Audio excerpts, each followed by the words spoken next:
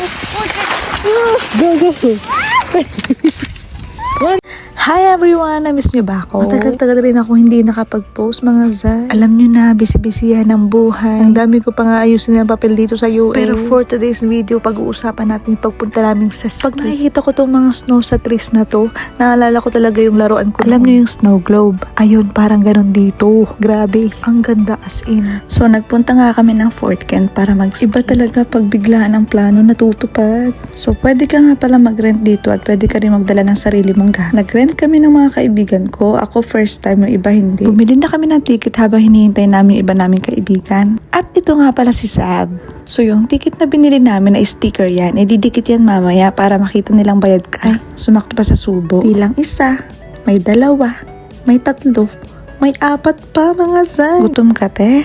Dito nga is kinuha na namin yung mga gamit namin na gagamitin namin para sa ski. $60 nga pala ang rent dito kasama na ang shoes at ski board pati ang helmet. May paperman ka nga palang consent dito para pag nasubsub ka dyan, day, bahala ka. Eme! Kailangan mo lang bumerma doon para sa mga gamit na hiniram mo. I-make sure mo nga pala na lahat ng kukunin mong gamit is size mo. Nag-size up ako sa shoes kasi maliit sa akin yung 7. Normal lang daw talaga na masikip ang shoes. Wag lang yung hindi mo na talaga kayang ilakad.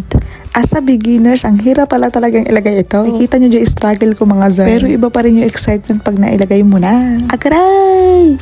Finally, nagkasya na. Let's bring it on na mga zay. Kaya kailangan na namin ilagay ang mga shield namin dito. Kailangan niya pala is doble-doble ang mga damit dito mga zay. Kung ayaw mo mag-frozen yung kabibi mo zay. At manigas yung bulbondukin mo.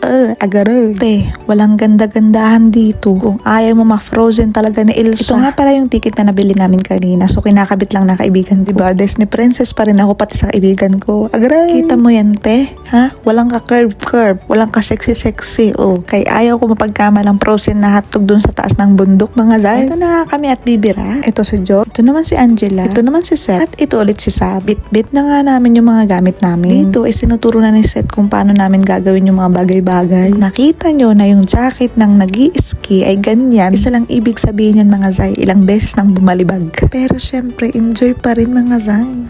Aakyat ka dito gamit tong railings tay. Akala mo ang dali? Struggle yan day. Oh, first try muna tayo mga zay. Akala mo ang dali tumayo? Ay nako, napakahirap te. Wala talaga yung Disney princess mo dito. Nakapag-ski naman ako. Look at that. Mga kaibigan ko lang din ang nagturo sa akin kung paano ako mag-stop at paano ako mag-turn. Pwede rin kayo magpaturo dito kasi may mga nagtuturo naman dito at babayaran mo lang. Ayan kami nagmumuni. Oh, kita mo yan? Syempre picture is life kaya may photographer pa din. Kahit lamig na ang tinggil for the picture pa rin. Ito yung dahilan kaya kailangan mo talaga mag-sunblock bago ka mag-ski. Oh, boom, sunog. Lesson learned, okay? Mag-sunblock. Ayun lang, thank you. See you on my next video.